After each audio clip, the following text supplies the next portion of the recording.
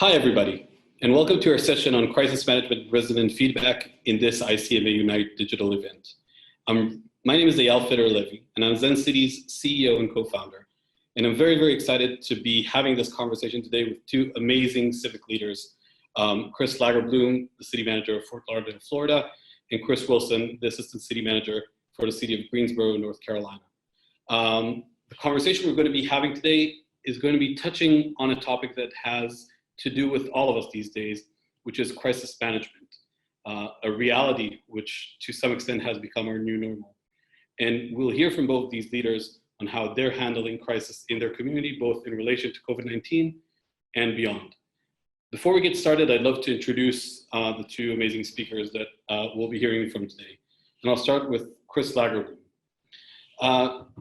Chris Lagerbloom began his career with the city of Fort Lauderdale in February 2016 as assistant city manager, where he was responsible for overseeing the day-to-day operations of Fort Lauderdale's Parks and Recreation, Public Works, Sustainable Development, and Transportation and Mobility departments. Lagerbloom previously served as city manager of Milton, Georgia, a municipality incorporated in 2006. He was named city manager of Milton in 2009 and successfully built a progressive and dynamic city government from the ground up, focusing on cutting-edge service delivery, innovative problem solving, and results-driven operational strategies. Chris's professional and civic affiliations include earning the ICMA Credentialed Manager, ICMA CM, designation in 2014 from ICMA, the International City and County Management Association. Chris, thank you so much for joining us today. And now moving on to the other Chris in our Chris's management session, Christian Wilson. So Chris Wilson is often referred to as the cheerleader of the organization because of his passion for the services provided by the city of Greensboro. He joined the organization at age 19, maintaining tennis courts and teaching tennis. Should ask him for lessons. And Chris came to the city with one goal in mind, helping others. Chris has served as a consultant for various organizations on capital and operational projects. He has been a speaker for many civic and professional symposiums. And Mr. Wilson has also established management and cost share relationships with the county, state, and federal government, as well as many other nonprofit and commercial organizations. His leadership in the organization has prompted initiatives related to security, community relations, environmental sustainability, education, economic stimulation, and innovative service delivery. Chris, thank you so much for joining us today. So without further ado, let's dive into the topic at hand. And first and foremost, start with what is the importance of resident feedback during crisis management and what does the data tell us? Before I dive into talking a little bit about Zencity and the work we're doing with amazing partners like the city of Greensboro and the city of Fort Lauderdale, I want to take a moment to acknowledge all the civic leaders in the audience today and really give a heartfelt thank you to all of you for championing your communities through this ongoing crisis of COVID-19. I think local governments are very much on the front lines of handling this community and the amazing service that you provide to your communities throughout all of this crazy new normal is to me really, really inspiring. So thank you all for your service. I want to talk a little bit about Zencity, the company that I have a privilege to lead. Our network is today comprised of over 160 cities and counties around the world, mostly in the US and 30 different states. From big cities like LA and Chicago to small communities like the village of Lamont, Illinois, and the town of Blue Ash, Ohio. We have a wide diversity of customers, all of them with a single goal in mind when it comes to working with us. They want to be more data-driven in the way they make decisions. And our goal is to help them with our AI-powered platform to transform all the touch points that residents have with their city, all the conversations that they have about life in their community into actionable data to support decision-making on the government level. The reason behind this is very simple. You all know better than I do that the goal of managing a city is one, to serve the community. When we think about investing in services, allocating resources, allocating budget, when that headache of deciding whether that new funding should go into park maintenance, into tennis courts, or into more public safety activities, the one currency that we have to balance all of these different needs is what does our community need the most? How can we provide the best service to our community? The challenge is that measuring that and answering the question of how can we better serve our community is a hard thing to answer. A lot of the tools out there are limited to what some of our partners call the STPs, the same 10 people that always show up to every city council meeting, every engagement opportunity, and to some extent are that loud minority that really controls the conversation when we have a chance to hear from our community, from our residents. Zencity's goal is to look beyond those existing capabilities, to look into how can we really listen to our community as a whole? How can we really hear a multitude of voices? And our answer to that starts with the fact that the feedback is already out there. People are sharing their opinion about life in their community in many, many different ways. For example, on social media, Facebook, Twitter, Instagram, a lot of places where they're already talking about how they perceive life in their community, life in their city, the services they're getting from the city. But not only, sources like 311 data or call center records, sources like emails, all these are ways to look at the different services that local government has to manage all of these different areas of responsibility. And what we do is that we bring in together all of the data from all these sources, social media, customer service data from 311 and others, press mentions. We analyze them with some machine learning we developed to understand them, to group them into topics and sentiment, and then we share that data back with city managers and the rest of the decision makers in the organization. The importance of our capability is its ability to really hear from a wider range of people and do that in real time. And that ability becomes so much more important when we're handling a crisis. When a city is faced with a crisis, there are a few things that management, the leadership really needs to have on hand to be able to manage a crisis in a very effective and efficient way. One of the first things is to understand resident needs regarding that crisis in real time, because the crisis is happening now. It's not going to be something we can analyze 2 weeks from now or look back at next quarter. We really need to understand on the ground right now, what are the challenges, what are the needs, what are the priorities that our community is faced with in that crisis. So that is one core ability that we've heard again and again working on crises. The other is making sure that the right message gets across. A lot of a city government's responsibility, a local government's responsibility when managing a crisis is to share the right message with their community, to make sure that people know evacuation routes, services that they can get to, what's actually happening now, send out a calming message so people won't react out of fear. Messaging plays a very, very, very big part in our ability to serve our community through a crisis. And last but not least, relating to messaging is to identify misinformation, exaggerations, fake news, if you'd like, things that often spur up during a crisis. We've heard those needs again and again from the city managers and county managers we work with as they were faced with different crises. And our ability to support that comes into play with providing clear tools, clear dashboards that show community feedback around the crisis. See all the responses in one place, in one central dashboard, see the volume of conversations about different issues, and export and share that data with different people in your organization that need to be aware and take action on various areas of the crisis. I want to give just maybe one or two examples. The first about the crisis that we're all facing right now. So as I said in the beginning, it feels like we've moved into a new normal, as a lot of people like to call it, but to me, the reality that you all are facing with daily is that the regular work became a crisis management reality. We need to manage a crisis every day. Every day, any city manager here walks into their office, you're handling a crisis that's very real, very live to the community right now. And we've been working very closely with our partners on managing this crisis. We've seen almost all of our partners use our platform on a almost daily basis since the beginning of this pandemic. And one of the things we've seen, for example, is that our ability to focus in on what are the main things that people are interested in becomes very, very helpful. This is just an example here, a snapshot of what people are talking about in one of the cities we work with in the week of June 7th to June 14th. What are the main things that they were worried about involving the conversation? We see conversations about protests being dominant that week, but also conversations about reopening compliance, et cetera, et cetera.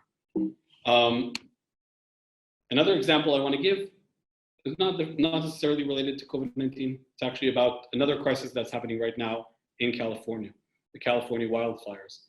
And as we're seeing a crisis like that unfold, we really need to see those same principles that we talked about before. Understanding what your community is concerned with, understanding the leading arguments of your residents, to learn which channels the residents are most attentive to, most listening to, and to clarify any confusions and misinformation. So in this example, we can see that we shared with this specific city that while residents appreciate the first responders' hard work to keep them safe, comments on official city updates reveal confusion. We could highlight here to the city manager, to their staff, there is some confusion about their response. In this case, that the map is not clear, that the updates about the situation are not clear enough, and that could really help shape the right messaging in light of crisis. So those are just a few examples. We can go on and on. Last year, if any of you were in the ICMA conference in Nashville, we had a great session with the amazing team at the city of Dayton, where they shared how they handled a crisis reality throughout the year, including a tornado, a water outage, a horrible mass shooting, and even a KKK rally all in one year. So definitely something we've seen to be a huge, huge part of city managers' reality and our ability to support your important work. So those are just a few examples and a few things that we've seen repeatedly be important in crisis management. But now I'd like us to hear directly from the two amazing professionals that we have with us today. And with that, I turn it over to you. Chris, take it away. Thank you, Eyal, and I appreciate the opportunity to present along with you and Chris today. If we can go to the next slide, I can tell you that Fort Lauderdale has been crisis central, it seems, since last July. If I take you back in time, I can tell you that middle of July last year, we faced something that cities shouldn't have to face or aren't prepared to face, and that's a city without drinking water. And in July, I woke up one morning to hear that we had 4 hours left of water for our city, and what were we going to do? That just seemed to be the first thing in a series of events that just have happened. And so we figured out how to work through the crisis of no water in our city and to bring that back online. It resulted in somebody taking a tree trunk and closing a hole in one of our water pipes, and who would have thought that that type of maneuver would have been successful, but it was. We moved on then to a full-scale hurricane preparation for Dorian.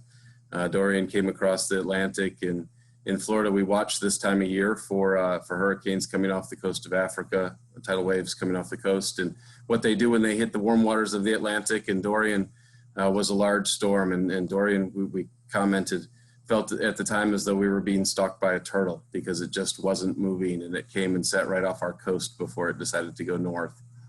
We moved into then some of the largest and unfortunate sewer pipe breaks in the history of the city, discharging more than 200 million gallons of untreated wastewater into the water bodies in our city, and that certainly became a crisis to deal with, and a crisis of proportion that we had to do more repairs in a short period of time than we've ever done before.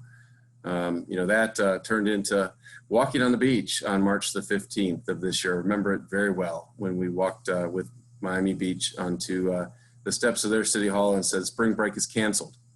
Everybody needs to go home because we now have this thing that we're calling COVID-19 that is knocking on our doorstep. And truth be told, we learned a lot from the West Coast and a lot from the data that was telling us to do more than we were doing. And we probably acted a little bit late, but we finally closed our beaches on March 15th and still remain in that environment. Here recently, our city too has been affected by demonstrations related to the terrible killing of George Floyd, and we have had unfortunately a couple of events that have thrust us into national media. And we've had to manage through those. We had a couple of hurricanes already touch our doorstep, I guess, this year. Nothing has taken us on full force yet, but we've been in that prepared mode as well. So since July of last year, we've just been one crisis to the next. And crisis management is certainly something that we do as managers. Unfortunately, it takes us out of the role of leading and it puts us in the role of managing. And I can't wait until we can get back into that role of leading again. Let's talk a little bit about data and how we've used that to manage through these crises. So next slide, please. So COVID-19 is an interesting thing, and in preparing for today's presentation, the thing that separates it out from anything else we've dealt with is everything else has a start and a stop. And being in South Florida, we deal with hurricanes a lot. You say, well, what's it take to prepare for one of those? And we're pretty darn good at it. We go through our checklist and we start to take down sunshades, and we take off the parking meter heads and put up water delineators and stage our debris push crews. And I mean, we're pretty good at figuring out how to go from start to finish in that. The thing that doesn't have a start and finish is something like this virus that we're dealing with. It started and it still hasn't stopped. And there's really no playbook for it. So we're managing through it and figuring out, how do we start to reopen? How do we start to come back to normal? I can presume by the time this video airs that we'll be in a totally different place than we're in today. In the early part of September. And so, that's the difference right now with the crisis we're dealing with, is that there's just no stopping point. It's not necessarily an expensive event. I can spend millions and millions of dollars in a very short period of time responding to other crises. And COVID hasn't been that. It's been one of those things that it has cost us some money, but it's not been one of the most expensive things we've done in managing crisis. So if we look at those graphs there on the slide, you can see that there's different types of crisis and different types of events. When you have a hurricane, you have Hurricane Dorian came in, there was a lot of chatter quick, and then it quickly went away. You can see that in coronavirus, not necessarily the case, but it's nice to know that data is out there and we can gauge what's being talked about in our community by those that we don't necessarily hear from day to day. Next slide, please. During these crises, we rely upon the data that we get from Zencity to gauge what's going on in those places that we don't have very good interaction otherwise. And so, the one thing we look at there on this slide is the reopening of bars. Very controversial as to whether or not restaurants can be open, can bars be open. What's the correlation between alcohol and lack of judgment, and what's the community saying about that? We have some very notable bars in Fort Lauderdale, notable bars on our beach and in places where people have visited decades as they've traveled here on either vacation or for spring break. And to see a bar closed right next to a restaurant that's open, what's the community saying about that? And how does that factor into our decision making of what's allowed and what's not allowed? And it's good to be able to gauge that there's still some sentiment, for example, that, although it would be nice to have everything back open, that there's not this discourse out there that's saying that, you're making the wrong decision, that the bars should be open. So it's nice to have that type of feedback. We also use this data to validate the decisions that we make. Throughout the demonstrations that we've had in response to a bunch of the Black Lives Matter movement, we've made some change in our police department. We've taken some action and shaken things up a little bit. And you wonder if that's a good thing or a bad thing. As managers, we make the best decision we know how to make. We support the decision that we make and we stand behind it. And it's always question whether or not the community feels as though it was a good one. In some cases we get it right, and in other cases we don't necessarily match as well with what the feedback is. This was an example here on this slide of validating that decision, whether or not it was the best choice. It's interesting to see a balanced perspective. Again, ultimately confirming that I think that there was the right move, but not necessarily as overwhelmingly as I might have thought without having seen the data that we otherwise wouldn't have been able to put our hands on. Next slide, please. We also see that the data that we have is used in the mayor's office and in the elected officials' office in making their decisions. I can take you back in time earlier this spring when we were somewhat center stage when there were two cruise ships out to sea that were known as the COVID ships at the time. The one that was most notable was the Zondam, and it was on the other side of the Panama Canal, and the question was whether or not it was going to get through, and if it got through, where was it going to go to dock, and who was going to accept it. And you know, our Port Everglades here in Broward County, Florida, is shared amongst many cities in the county, but when you're put on the national news at night and every news station runs pictures of this ship, they don't say Broward County, Florida, they all say Fort Lauderdale. And so for the days leading into these ships travel up the East Coast and where they were going to finally find a place to dock and be accepted, there was a lot of decisions that had to be made, and a lot of decisions of, you know, why let it pass the Port of Miami to get to Port Everglades? Why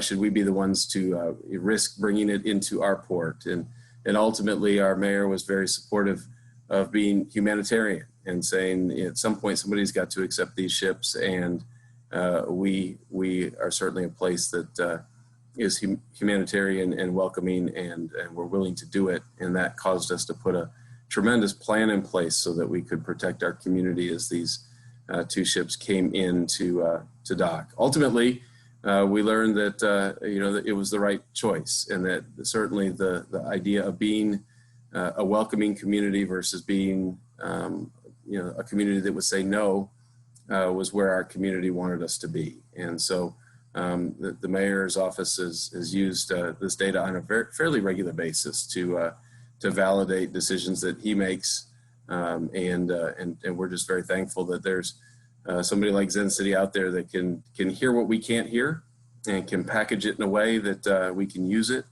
and it becomes part of our decision-making process. So with that, I'll turn it over to Chris or back to Eyal, but that's some of the ways that we've used data in decision-making in Fort Lauderdale.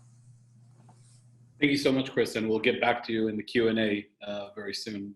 Thank you so much for sharing that super interesting presentation, and definitely a year of crisis in Fort Lauderdale. And I think your leadership there was incredible and really, really well felt in all these decisions. And with that, we move on to Chris Wilson. Take it away.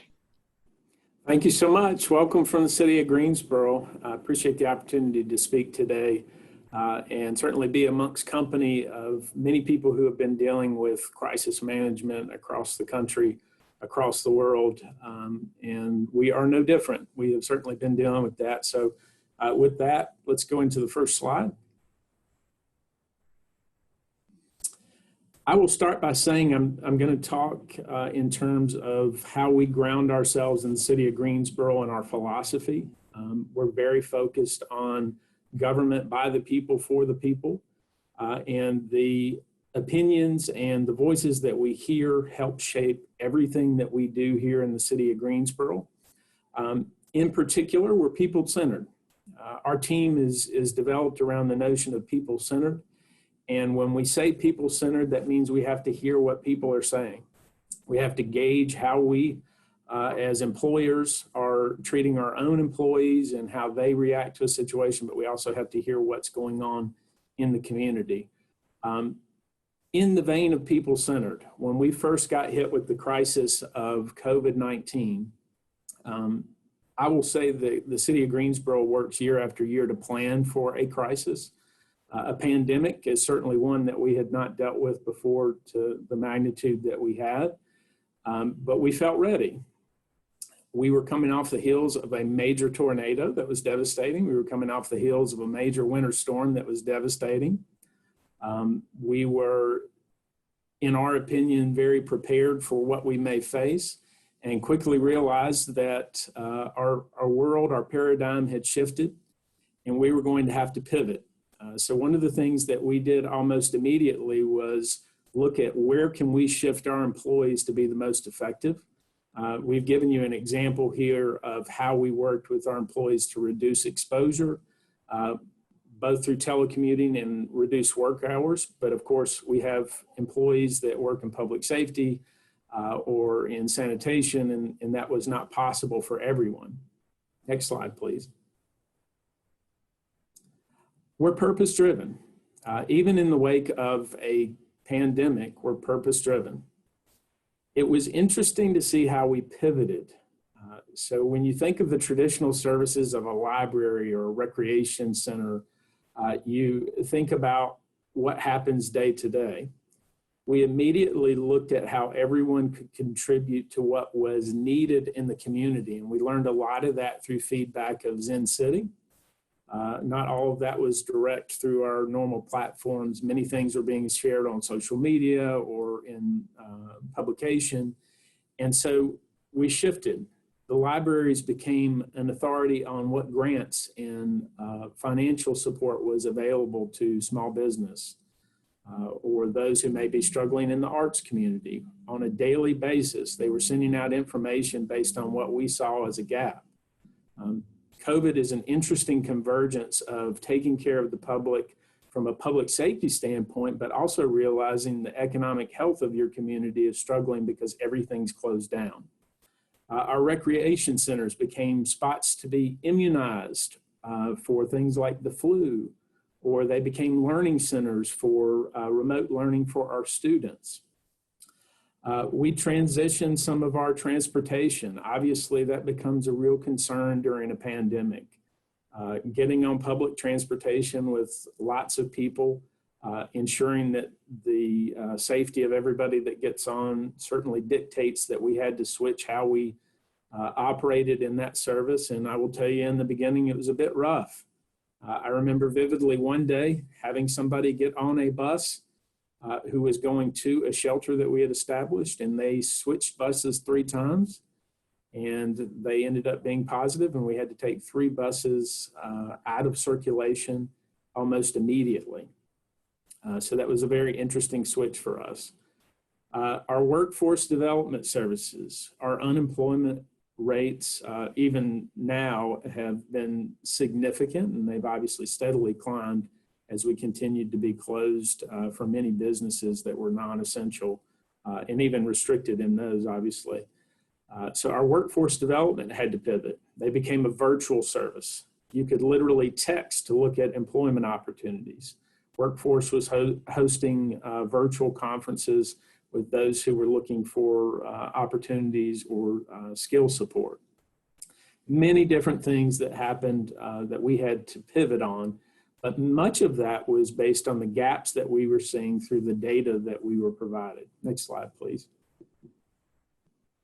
We are data informed. Our decisions, our strategic decisions, even in the wake of a crisis, are based on good data. Zencity does that for us. In addition to the things that we would track normally through what we call our open portal, Zencity collates many of the things that we're seeing from a public opinion standpoint, and even performed some survey work for us so that we could gauge the public reaction to how we were performing during the wake of the crisis.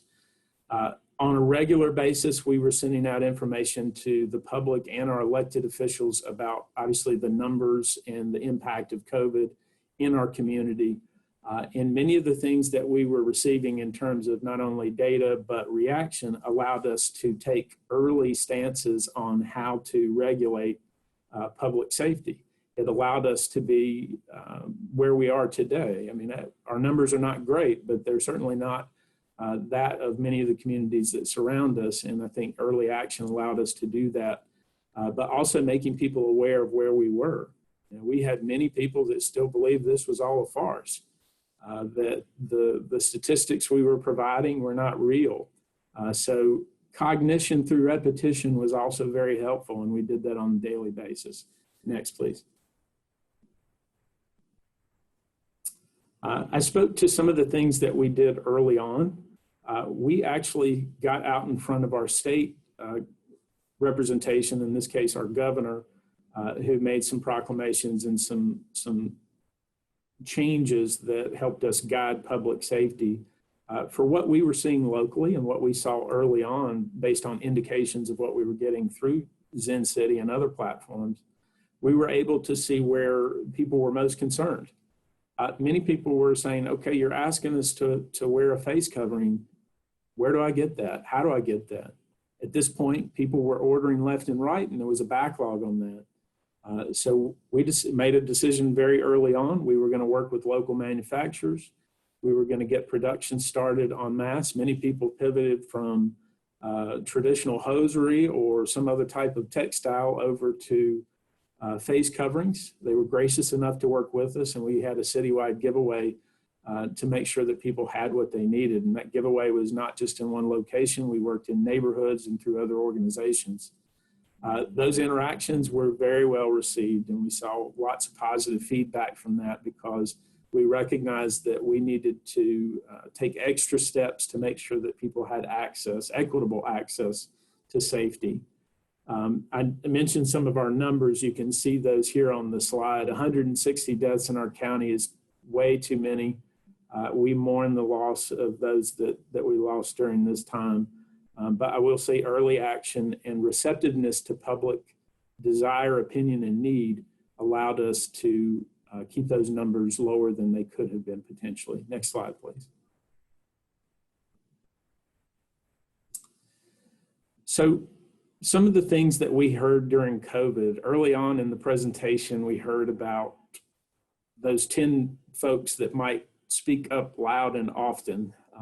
We appreciate their voices. They bring a perspective that we certainly hear, but we need to understand that we represent a whole community that in our case is around 300,000 people. All 300,000 people are impacted by public safety in the crisis at hand. With that being said, we needed to understand where they were. What were the dynamics of what concerned them? What were the dynamics of what they were dealing with at home? Was it unemployment? Was it online school, which adds a double whammy? If you're like me, you're not the best teacher in the world. What is it that you're hearing? The survey work that Zencity was able to provide for us allowed us to look at how we were responding, but also how some of the ancillary services that were around us through other organizations were responding. And we were very pleased to see that the public was happy with our responsiveness moving early on. But we also saw some takeaways in some areas where we needed to perhaps do a better job of communicating. And that was referenced early on in the presentation here as well. Communication is very much part of what we must do. The public looks to us during a crisis to make sure that we are leading by example, but we're also providing them with facts. In this day and age of so much access to information, it's important that people get actual facts without opinion.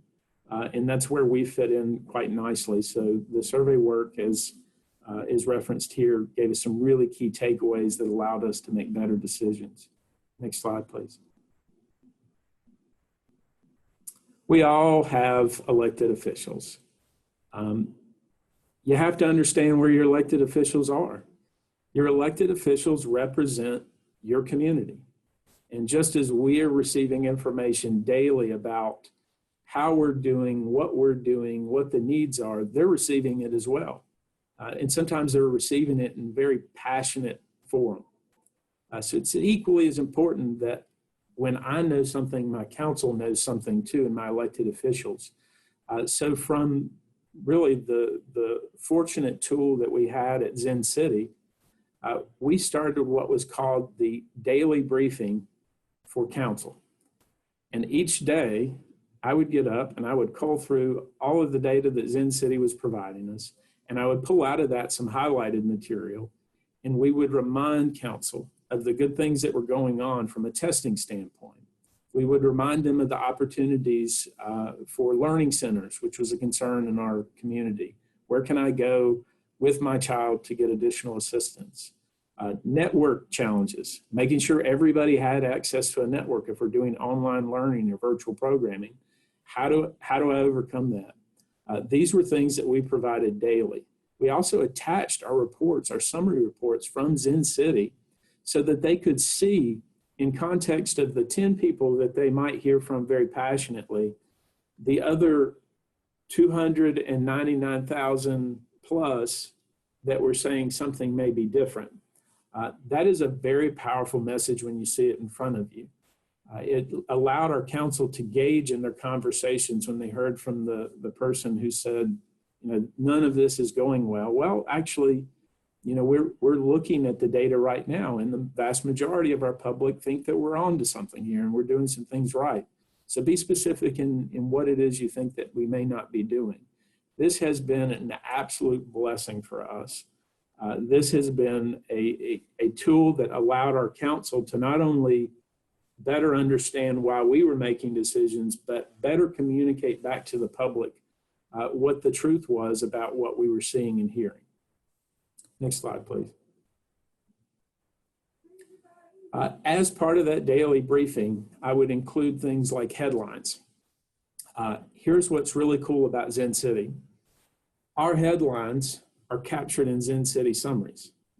And for our council members to look and say, okay, I saw this in the paper, I'm going over now to see what the reactions are. Those reactions are different than perhaps what I saw on the one platform that I follow.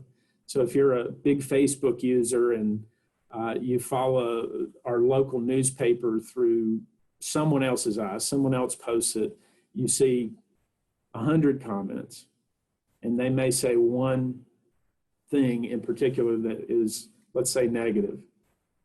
But you go back over to the platform and you realize that that's been shared through hundreds of other platforms. It's been shared with thousands of people, and their sentiment is very different than that. All of a sudden, you have a different perspective on how things are going during this crisis, which allows us to focus more on managing the crisis and less on diffusing an inaccurate perception of what may be going on otherwise. So this was an incredible tool for us to use as part of our management of the crisis. With that, I will come to a closing point and say, in the midst of our crisis, much like Fort Lauderdale, we were dealing with many other things that arose, equally as important.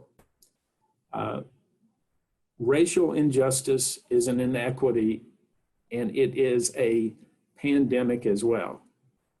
And there was no less value placed on addressing that during COVID, which meant we had two very, very incredibly important things to deal with from the standpoint of addressing our community. At no time did we want there to be a perception that we had a lesser value on either. Data and reaction allowed us to see where we were hitting those points. So here in Greensboro, we use Zencity to gauge the things that we were putting out to say that we were moving on both. We are holding these forums for COVID, and we're doing these things. Equally, if not more important, in my opinion, we are changing the culture of our organization, and we're outwardly doing the following things to work on policy and reform that allows us to address racial injustice. The feedback we got from that was very, very telling. If it looked like we were going the wrong way, we pivoted. If it looked like we were almost hitting the mark, we dug in deeper. The platform allowed us to do all of that. So with that said, I will just say that it's so great to be here with all of you, understanding that we're all sort of dealing with the same things at the same time. I will say that I'm glad to be able to share the tools that we use, because we all need to use everything in our arsenal to make sure we're protecting and serving our public. Thank you for the opportunity. Thank you so much, Chris. And I think that beyond the tools, it's the amazing work that you and the team in the city of Greensboro are doing. And in your case, that amazing leadership really shows itself in the numbers, both in the response to COVID and even in the sentiment numbers that we can see on our platform, and how the community reacts to the amazing work that the city is doing. So definitely inspiring to see that. And thank you so much for sharing all that great work. We have time for just two quick questions before we open it up to Q&A for everyone. But I'd love to start with you, Chris Lagerbloom. You mentioned that that routine of handling crises like hurricanes. Do you feel like at this point there is a playbook, there is a routine to handle COVID-19? Will there be one, or is it too early for the city of Fort Lauderdale to define something like that? You know, I think we're all figuring it out as we go along. I don't know that there was a playbook going into it, and I don't know necessarily that there's going to be a playbook coming out of it because of what we know and how it exists in our community and how it spreads, et cetera. You know, we were a state that thought we had gotten our numbers going the right direction early on, and all of a sudden we ended up with you know, ourselves becoming the epicenter of the COVID virus. And, you know, we were careful not to accept people from the Northeast into Florida, and then all of a sudden they didn't want us. And, you know, so there's been this up and down. And, you know, we'll certainly have some ideas as we move forward as to how we deal with this in the future when and if it happens again. But, you know, we're making the best decisions we know how based upon the data that we have and the good medical advice in the community that we have. And I don't know that we'll have a hurricane playbook for COVID, but we'll certainly be better at it next time than we were this time. Well, hopefully we won't need a playbook for the next time of a global pandemic. I'm good if we never need this playbook again. But thank you for sharing that. I think that, you know, that professional response is in and of itself a meaningful way to handle it. Thank you so much for sharing that. And Chris Wilson, I want to turn to you for a minute and ask about, I loved what you shared about being purpose-driven. And I wanted to say, did that, you know, you shared a few examples, but did you see purpose change over time as you were handling this crisis? Was the purposes that were most important to your community evolving over time, things that, you know, were new things that you needed to react to and how you handled them? I would say purpose, no. The purpose is always to be here for our community and support them where they are with what they need. I will say that our tools in the way that we reacted shifted greatly. Many of the services that we offer, particularly community services that focus on quality of life, found themselves using skills that maybe they had not used on a frequent basis before. So whether it was the communication of information or how they delivered a service, or even opening up their arsenal. My favorite example is our library system. Our library system was not open to the public for a period of time for in-person visits. What they did do, though, virtually, was make all reference and resource information available. But they have experts in many of the fields that we had needs. So they had experts in workforce, they had experts in small business, they had experts in personal health. They changed and shifted to meet people where they are through virtual platforms, but use those experts to stay constantly connected and share information. And I just think it was a real testament to the team that we have, the tremendous skill set, but the desire to stay purpose-driven to meet our community where they are. I love that, because to some extent you're talking about keeping your eyes on the prize, the one single goal of serving our community where you are, but innovating in the way that you do that. In like not saying this is how we do things, but keep changing how we do things with keeping one clear goal in mind. So I think that's a great message to end with. And with that, I'd love to open it up for open Q&A. Thank you so much, Chris and Chris, for joining this video recording today. We'd love to hear some questions from the audience. Ken, I'm Jason Grant with ICMA. I think we've got our speakers with us now as well. Is that correct? We have everybody here. If you all just want to quick introduce yourself with people who may be coming in, just so I know and everyone else kind of knows who all we have here. Sure. Hi, everyone. My name is Eyal. I'm Zencity CEO and co-founder. I'm excited to be here today with Chris and Chris.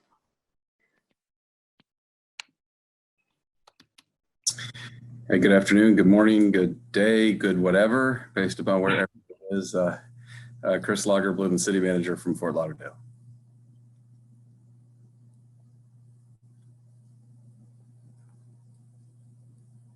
Hey guys. Hey, Chris. Chris Wilson, City of Greensboro. Good to see everybody. Yeah, and so again, a lot of people will be watching the video right now, sort of the way this seems to be working out with a lot of these day long as people go through. Some have watched some of the videos a little bit early. Some will be watching right now. Once it's done, we'll pop into the Q&A. I'm not sure if there's anybody who's on here who has any particular questions. And we'll just kind of, between now and 3:30 to 3:45, we'll just kind of keep cycling back in to see if there's any questions. But anybody has questions, feel free to type in the question into the chat. You should be able to access the chat if you mouse over the bottom of the screen there. If you're not already fully familiar with Zoom by now, just click on the chat. It should pop up on the right. And feel free to type in any kind of questions you may have. And I raise that up because there may be some people here who have questions that maybe want to hear something specific. And we may just be kind of waiting as people cycle in. So the three of you all kind of know, and I'll kind of help just moderate as questions pop up as that discussion moves forward.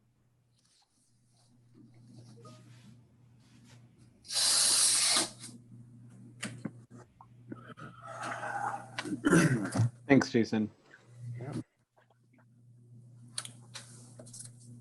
Jason, just a quick technical question. To watch the session itself, it's within the schedule because I don't see a play video next to if it actually updated. No. Well, let's see. Well, mine's, Yeah, I can drop the link here in the chat. yeah, there we go. You can?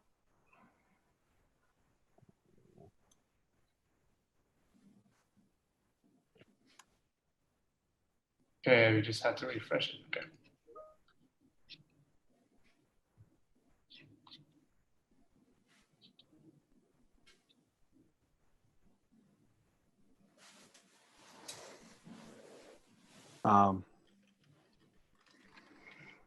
Chris, how's your ICMA experience so far? What are you excited for today? What sessions? You know, mine is just getting started. I had to outsmart our network. So no good conference goes without a technology snafu. But I tried Chrome. I tried whatever that new Explorer thing is. And, Yeah. couldn't make it work, but I could make it work on my phone. So finally, I'm now on a hotspot, and I've avoided our network. So I'm not causing our people downstairs to have a bunch of panic. Well, at least it worked out. Pretty good though. The like the exhibit hall, I was able to click through that, and that seemed to be decent with good interaction and all. So the keynote was really good just moments ago. Yeah. Yeah, it's pretty well. I think we're all at this point watching what's going on in Kentucky and how that's going to relate to and translate, if it does, to our cities. I know it'll translate to Miami for sure, and we'll see if it translates at all to Fort Lauderdale. Mm-hmm. I'm sure, Chris, you're watching that too. There's I am. obviously impacts that will come as a result of the announcements in Kentucky today. Yeah. Yeah, that would definitely make an impact.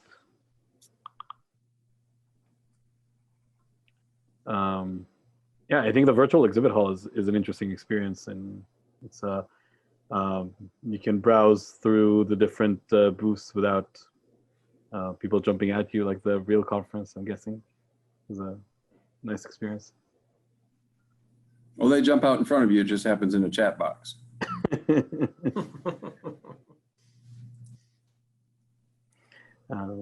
Yeah, are you planning to watch Sheryl Crow later this afternoon?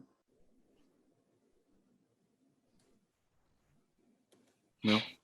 I don't know who that question was to. Sheryl Crow, yes, she's great. She comes through Fort Lauderdale on a more regular basis, but had the opportunity at one point to welcome her to our Parker Playhouse for an event. Nice lady. Good entertainer. All right. Great. Well, we'll wait for people to finish watching the session and come over with questions. Thanks for taking the time again. I think this is about the time I'm talking on the presentation, so that should generate a tremendous amount of questions. I see people flocking in like 7 to 8 minutes from now. Like, hold the gate closed because we might not be able to let them all in. I was scrolling through the video before, and I stopped, Chris, on the moment where you say we face something that no city should face, which is no drinking water. And that was, that was a super interesting part of the such and so. I definitely expect questions about how to manage a city with no drinking water. From Definitely. So, Eyal, where are you in the world? I'm it's actually the steadiest I've been in since forever. I haven't traveled from Tel Aviv for about 7 months. Wow. Stayed home. Yeah, I used to spend about 2 weeks every month in the U.S. traveling to different places, and since COVID-19 hit, I've stayed put in Tel Aviv. It aligned well with the birth of my younger son, so it's Excellent. good to be home for that. But I'm starting to plan when my next airplane ride will be. Something like I haven't done in 7 months, which used to be such a big part of my life. I ventured out to New York a couple weekends ago, and I ended up flying into Newark because the paperwork was a lot less than flying into New York. So I went to New Jersey and rented a car there and found my way into New York. That's Between states, you have to like apply for each state. Like you have to. Every state's different as to what they want you to fill out when you get there and what you need to do when, or what they recommend you do. And, you know, it's hard to not go by a recommendation if there's one made, because that doesn't always work out so well. So I figured I'd enter into New Jersey, and they just had less of a hassle to get in. Yeah. It's so interesting how these differences will impact, right? This is a economic impact to the state right there, that people find it easier to fly into New Jersey than New York. That's interesting trends that will happen because of all this that we're not even expecting now. Right. Yeah. I don't think we know yet what the ultimate impacts are going to be, but you know, I had the opportunity to spend several hours with 3 fairly high-ranking people of the New York State Police, and they say downtown New York City has just absolutely changed. That since February, they say it's just a desolate place. It just feels deserted. It feels as though it's not this joyous, vibrant, light flashing Times Square. That it really now has to struggle to come back. Wow, I can't imagine that. It's You know, I can't either, because for so many people around the world, New York City is the capital of the United States. It's not Washington, D.C. So when they think of what is the United States, New York City. That's the image, yeah. So. Yeah, but it makes sense. You know, people are not working from the office, especially not in, the corporate world. So I can imagine that things change dramatically. It'll be interesting to see where other cities are throughout these next 3 days as far as with their workforce. We brought our workforce back to work 2 days ago, so we're back 100% into the. We stayed about 80% through the balance of it. If you think about it, we're in the get things done business. So, you know, water doesn't get made, wastewater doesn't get treated, the trash doesn't get picked up, the beach doesn't that doesn't happen unless people are doing it. So, you know, we just had only a handful really that were not engaged in some meaningful way in the city, and we decided we were going to come back on Monday. Obviously, we made some enhancements and improvements in the facilities and all, but we've got people back to work. Wow, that's we're seeing there's a lot of cities found out things they didn't think would be possible in a telework environment actually are, and it's cheaper to keep people working from home just as productive than it is to have to try to find more office space to lease or build. So it's interesting in some cities there's not in certain divisions of government, what they can do from home versus an office is not really all that different, and they're using it as a budgetary savings now looking forward potentially, which is interesting. Yeah, especially if you consider the cost of brick and mortar, and right. It's always the last priority in our budget is to invest in the capital, particularly office space. Yeah. I truly think there are services where we will not go back to having people in buildings. Really? Like what? We're actually talking about it right now. So if you think about some of our development services, planning services, review plan all that good stuff. That honestly does not have to happen in an office. Most of that's done from a computer anyway. These are not great spaces to begin with, and they're always a low priority when it comes to reinvestment. So this is a great way to save. It's also a perk, right? For working from the home. employees, it'd be a perk. So there are some areas where we'll be able to do that. We were doing a little bit of that on a small scale, but obviously this sort of helped make the point that that can be done with more employees than we thought. That's super interesting. We're looking, you know, it's a very different type of workforce, of course, but we're looking at more of a hybrid model. So I don't think any of our employees would either would go back to fully working from the office. So people will work like 3 days a week from the office. You know, there won't be, there will be less people that have their own desk and more shared desks that, you know, you come in and today it's your desk and tomorrow it's someone else's. Yeah. Is at least for the, you know, medium term, like the next year or two. Makes sense. I think that's Totally makes sense. I think we certainly have some of that in terms of the hybrid model. And then we're also looking at moving into locations with other like services that spreads out our workforce a little bit and gives us more room. So like the building I'm in right now, which is City Hall, it's terribly crowded. If we had everybody back in full force, there'd really be no way to be socially responsible. So we're actually looking at moving some services into locations where there are complement services, which I think will be really interesting. It's kind of like time sharing in office space. Yeah, except much less vacation-y. Well, I'm curious, as it relates to the presentations you all gave, does Zencity offer, or the data that's offered of how you make those decisions, does that give any input or intel to you all in terms of going back, working in a work environment, or what citizens' expectations might be regarding physical presence versus doing services online?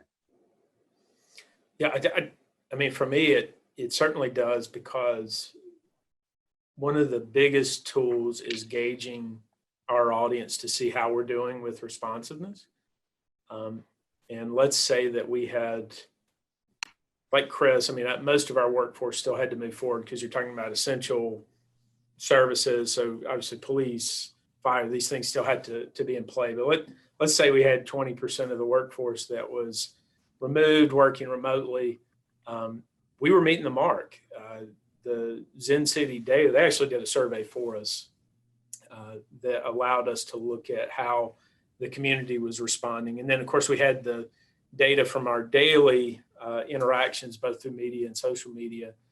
And the public was pleased with how we were doing. And we were meeting the mark in terms of meeting the needs of that moment. And of course, that shifted as things have occurred during the pandemic. That helped prove the point, right? Like, our folks are still producing what they need to produce. We're not seeing an impact in terms of not getting residents what they need. And to the earlier point, you know, there's some savings there. We're not operating certain facilities. We're not, you know, using utilities at the same rate. So there was definitely data that demonstrated we were where we needed to be. That's super interesting to hear. We have, so we've actually formed two teams around the pandemic. One is our short-term plan ahead team, and then one is the long-term. I and one other person are leading the long-term team. And those are the kinds of things that we're looking at, is take all the parameters off for the moment, just based on what you know, the data that you have, the information that we received during the pandemic, and sort of lessons learned. This happens again, or we understand that this continues for a while. What would you do to be better situated? And these are the very things we're looking at. And it's, you know, this is my 27th year. I never, ever would have thought we would talk about having employees work remotely. I never would have thought about this platform, which I call Zoomitis, because it's really inflamed at this point for me. but here we are. And these are the things that now, Zoom virtual meetings are probably going to be a more mainstay. Even if we return back to a place of having in-person meetings, this is going to be a much more convenient platform. We'll continue to do this as part, at least in tandem with some of our public forums. It's a whole different world. Lots that have been, lots of things that have been learned. Hey, quick question. How's Tel Aviv doing? I know that you guys were you had a spike there for a while. Are you starting to level out again? Yeah, I think on a national level, we're doing pretty bad. Yeah. It was, the country was very on it in the beginning of the crisis. We went into complete lockdown very fast, and there was strong response, strong community cohesion, and we kept case numbers really low. I think we had probably less than like 20,000 cases throughout the country, less than 300 people died. Then people got overly confident and just reopened everything without thinking too much. And now we're probably number one in the world in most cases per capita per day.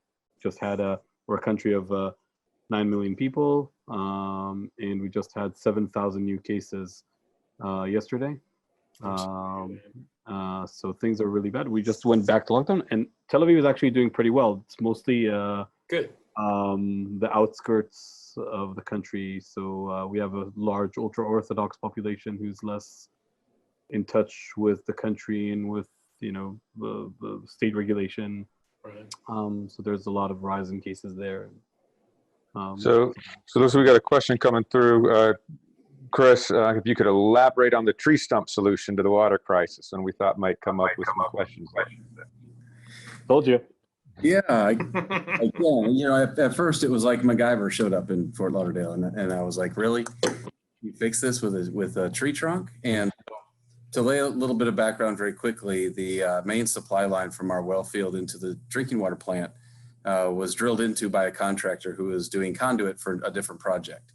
And so the hole was relatively round, which helped. It wasn't as though it was some jagged edged break that would happen in one of these pipes. But I guess, when I talked to the pipe companies afterwards, they said it's a very well-known option in that field, much like if you were in a sailboat that was made of wood or any other type of wooden floating vessel that you get a hole in, that you carry different size plugs, because they do two things. One, they plug the hole, and two, they swell. And so both of which are good in the environment that we were trying to fix. So the tree trunk itself didn't work on its own. We had to build a box around it and then pour concrete around it so that we could hold it in. But it was sufficient to act as a plug. And I don't know if I can find it real quick. And even if I could find it, I don't know if I could share it. But there's pretty good pictures out there of it in the hole. Give me 1 second. And I can, and I will see if the Zoom world is going to work. I can do this real quick and let everybody know that this is what a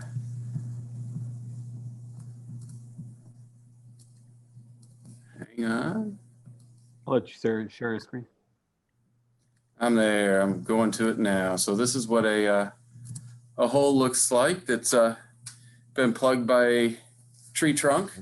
Not something that you see every day, but it literally was what was used to repair this massive supply main in Fort Lauderdale. Wow.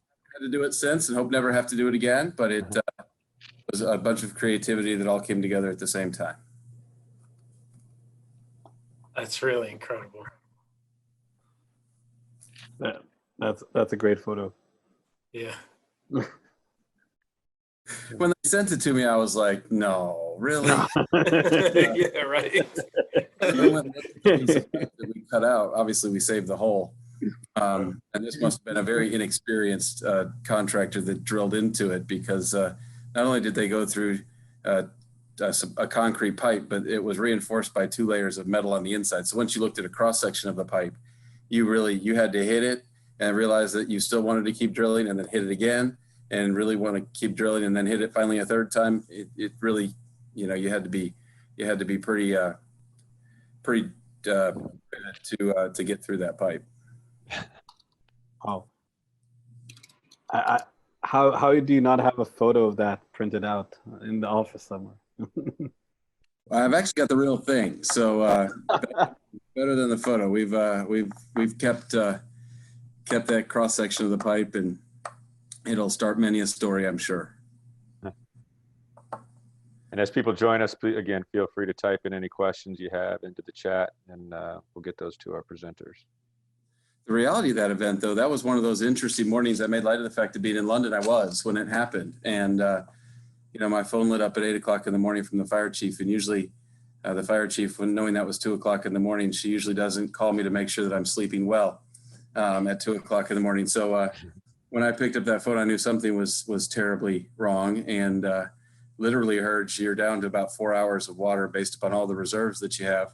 And after that, there just won't be any water delivered to any of the customers in Fort Lauderdale and the 5 or 6 cities that we also provide service to. So that's a pretty gut-wrenching moment when you realize that, just number one, how important water is. Number two, what's the world going to look like when we don't even have it for a day, let alone have dwindling water resources over a period of time. So certainly a precious resource. Definitely. Just love when people come on these Zooms and have neat backgrounds and stuff. I love when you see people's homes and offices. It's I know. really I see my colleague Tammy Hanlon. Tammy and I worked together for many years. Howdy, yeah. It's good to see you. Good to see you. Yeah, we got to move into new city hall during the pandemic. So this is our new digs. The good news was we could blame every delay on COVID. So I can only imagine. yeah, it was a challenge. Tammy, what city are you from? City of Tucker, Georgia. It's one of the new cities around Metro Atlanta. Mm-hmm. So we've been around for about 4 years, and we just finally grew into a new city hall space. Have you had a chance to push a tree trunk into a water main? So Not here, but in one city I managed, they actually had water mains made of wood. So, oh wow. yeah, it was so old. Yeah, We still have a couple of those sitting around, believe it or not. I believe it. Yeah. Wood. We still have sewer pipes that are old vitrified clay. You don't see that anymore. But Very amazing. Definitely. And wow, that must be interesting to manage, crisis like COVID-19 in a new community that's only been incorporated for 4 years. Yeah, we just blame it all on the county. It works out great. But no, it has been challenging in a lot of different ways. I mean, on the other hand, when you do a startup, and Chris knows this too, you're very used to doing everything for the first time. So this is just Another first time. I said this just feels like startup again, doing everything for the first time. So. And I'll just say, as we hit 3:30, I know the link opens up more. We'll probably get a few more people popping in on Q&A now at 3:30. Some of y'all have seen the video already and popped in. So again, opportunity here. Any kind of questions you all have, anything you want to raise, feel free to type it on in. We'll get those read out. And we've got about 15 minutes from now before it'll start to kick us out. And it'll firmly kick us out at 3:50. So just so you all know. So if there's any questions you have, you can use the chat feature down at the bottom. You can mouse over, click on chat. You'll see the chat that's been going on. And feel free to put any questions you have in there. We have a small enough group. We can probably mute yourself and ask the question. I just always get nervous when there's like 20 to 30 people and everyone tries to speak at the same time. So easiest if you could just type in your question into there. But if you need to elaborate, we can unmute. You can elaborate a little bit more. Definitely, and I'll also add into what Jason shared, that if you want to share via opening your microphone and speaking, or sharing over chat what city you're from and experiences you've had with crisis management recently, because God knows all cities across the country are managing crisis in different ways. So please, we'd love to hear from all of you. And if you want to share anything, not only questions, but stories of your own, that'd be fascinating. And so I think one of the things I'd like to maybe just get started so the conversation can move to on in terms of crisis management for you all. What do we really see as different? So you talked a lot about getting data and ways you can get data and have evidence-based decisions that you make. But what do you see as being different when we talk about crisis management? What's sort of this new normal, or whatever we want to, cliche we want to use that we're going to be moving into? What do you see the future kind of looking at? The future looking at. So, I see this as we manage crisis, and this just seems like what we've done for now, event after event after event. It's the fact that we're doing it in the environment that we're all in right now, which is it has been a difficult environment to turn that corner into being, able to walk and talk to somebody and then walk down the hall and talk to somebody else. And I've taken out of the world of this events that we were talking about with the water pipe. And we, for the first time ever as a city this year, stood up a virtual emergency operations center to manage the impacts of a hurricane that got close to South Florida. And we never would have done that before. We would have had 60 people in the same room, locked down with all sorts of different weather forecasts and models, and experts telling us when the storm was going to turn and where it was going to turn and what the impacts were going to be, and where the tornadoes were going to be and how much damage we were going to have and what the wind speed was and all that stuff. And now we had to plan for the likelihood of a power outage. And if that likelihood was low, could we all go home? Could we all go home with the devices that we have? And how many layers of redundant power supply did we need to have to keep our computers powered in the event that we did lose power? And at the end of the day, if everything failed, what was our third line of communication, so that we could not rely on a computer at all and could not rely upon the cell phone infrastructure at all? How could we still communicate? And so our crises are being managed very differently, where I wouldn't routinely worry about all that stuff. I'd have a satellite phone sitting on the desk that I was working at, and a little card in my wallet that says, put me to the front of the line for the phone network. And we would just all, figure out how to do it by talking to each other across the table. And those tables are just gone. And so, I see that, and I'll stop talking here in a second. I see that we need to partner that with the ability to sense what's going on in the community in the form of real data, because we might not be, might not be positioned such that we're able to hear a lot of that unless we're engaged in a place where data is exchanged, and that's across the cyber place, and being able to gauge and monitor and interpret that noise. I think is going to be terribly critical as we continue to manage through whatever the world throws us. And I saw Mark Ott say earlier today, it's just in a manager's DNA to manage a crisis. And I think to some degree that's true.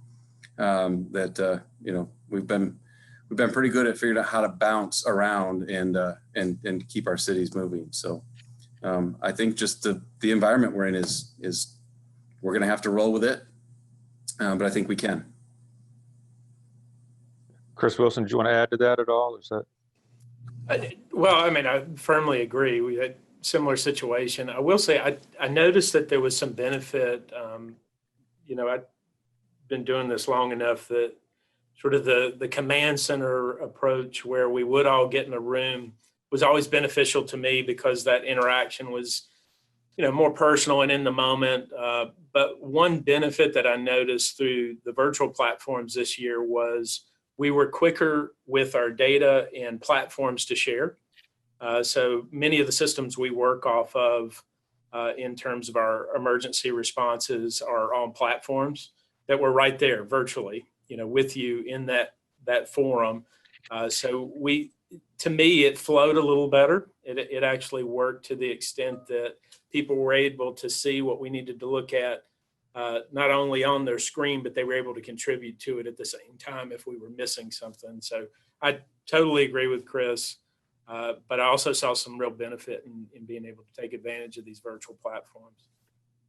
And I think, so Alan Rosen with the City of Port Orange, Florida, points out one of the issues, and Alan, you can elaborate here if I get this kind of wrong on what you're saying, but an interesting aspect that he raises, not so much as a crisis, but trying to put in a trail, and there was opposition to it that they hadn't necessarily known, and it would have been useful to have data before moving forward that maybe creates either a crisis or an obstacle that if you want to move forward with something. So it'd be interesting to see, how do we use data to sort of get ahead of or get in front of what could rise as a crisis or a problem? Is that fair, Alan, for where you are? Yeah, you described it well. You know, we had, I think, bad information. We had a council member who lived in the area who said that they had personally gone to every house and asked everybody, and they said it was awesome. And then when they found out, they all came to the council meeting and said, he never spoke to any of us. He just wants this trail to be named after him. We hate this trail. We don't want it. And so I think had we had better intel ahead of time, you know, because the information was out there, maybe it just wasn't getting to the right people, or it was, and we didn't know.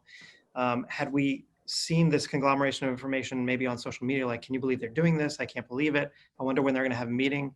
We probably could have, you know, known that we should have gotten ahead of it before it came to a council meeting, where it got to a political point where it was just untenable, and we weren't gonna put in the trail where we have it, which is a really nice, beautiful area right on a river, and now it's in the middle of a city overlooking nothing. So I think it would have been a good bonus to have that information ahead of time, so we could have discussed it before it became really an issue.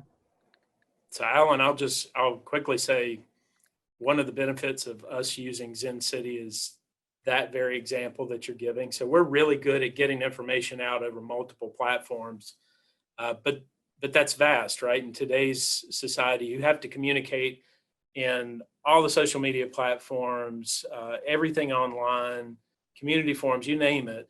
And in order to get that feedback, I would have to spend all day, every day searching for that commentary. And Zencity has allowed us to capture that and bring the data into a place where we can say, okay, council person, and I'm so glad you mentioned a council person, because this is where it's come in handy for us. Council person or council people, honestly, yes, that's what you're hearing from your constituents in this particular area. The vast majority of Greensboro is actually saying this in terms of the interaction that we're having. It has been a huge game changer, one that has been so critical during the pandemic, in many of the social justice issues that we've been tackling this year. That tool convinced our elected officials, hey, wait a minute, perhaps just what I'm hearing is not all I need to know. So that was a critical piece for us.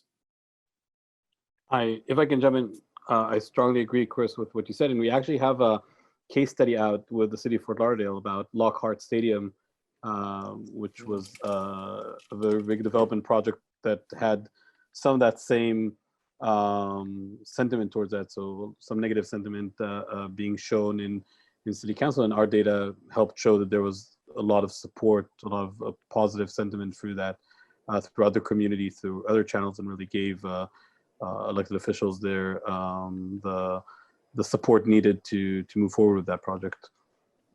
If I described that correctly, Chris, let me know. You did. Yeah. I mean, anytime you have a big project like that, and we intuitively thought it was a good project. I mean, why not work with David Beckham and bringing the soccer team to your city? That sounds like something good to do any day of the week. But you know, there were those that thought that it was and I can frame the issue in less than 30 seconds, to say it's one of the largest tracts of municipal-owned land left in South Florida, in Broward County, as close as it was to the coast. And it was still west of I-95. For those that know Florida, that's kind of the defining line as to what gets you east or west. And that we were giving it up to private interest, and that we were all of a sudden taking it and allowing somebody to make money on it. And you know, getting to the punchline there, that was a narrative that was ripple effect under the, you know, kind of behind the scenes, when in reality, and now it's built today, and they're going to play there tonight. You know, it's a jewel in the city, and it gave the commission the ability to move forward and recognize that there was one narrative that was noise and one narrative that was probably the one driving the day. And the participants can see in the chat discussion there, the link to that. So I'll just put that into there for y'all if you want to read more on that case as well. And if there's any other questions that are coming up, we've got about 5 more minutes. So if anybody else has any particular questions, specific questions you want. Also, you can go to the networking tab on the Unite. So reach out to these guys and feel free to reach out to them and get more information as well. Sean Boatwright of Camden County, Georgia, wants to get off topic, which is totally fine. Wonder if anyone's dealt with FOIA or open records requests regarding data that Zencity collects, looking how the jurisdictions might handle that if applicable. So if there's data that you've collected through Zencity, many states, and then each state will have a little bit different on their FOIA laws. How do you maintain those as public record? Does that become part of the public record? And how do you make sure that there's access to that as that moves forward? I can take that one just to share from our experience. We've had several of our cities, of course, get FOIA requests, and we strongly encourage our cities to be open and public about mostly the analysis that we share with them. Of course, if it powers decisions, then the whole idea behind it is that the public will be aware of what's powering the big decisions that are happening. So it's definitely something that has happened not many times. I think I can count on one hand the amount of times we got FOIA requests in the 160 plus counties and cities that we work with.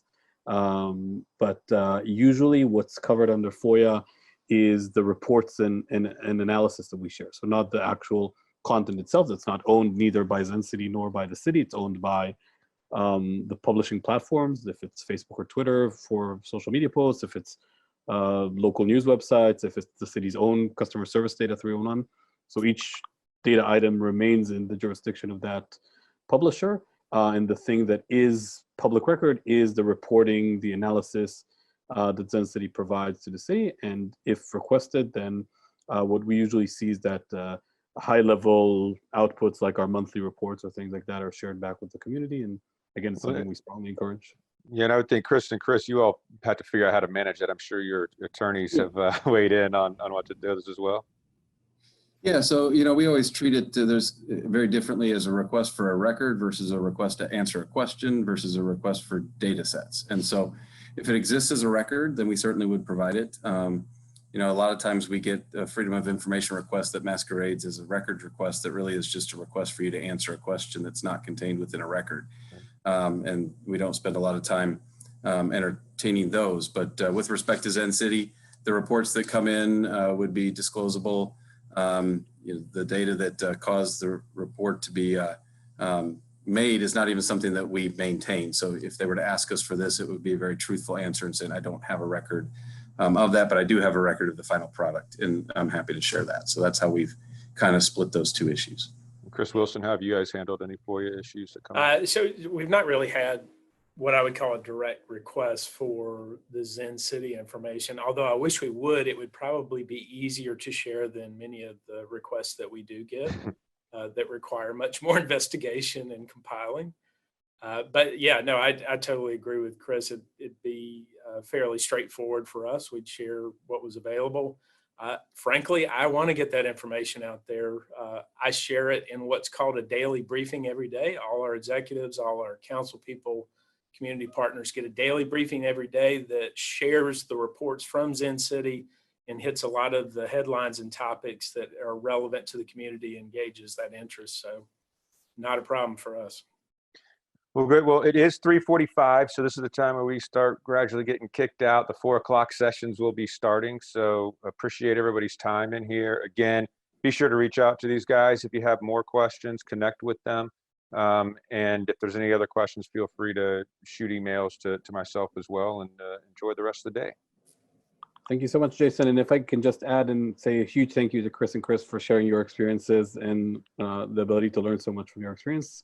And to all of the city managers, county managers on the call, thank you so much for championing your communities through the crisis that we're all facing. Have a great rest of the Unite experience, everyone. Been a pleasure. Thank you.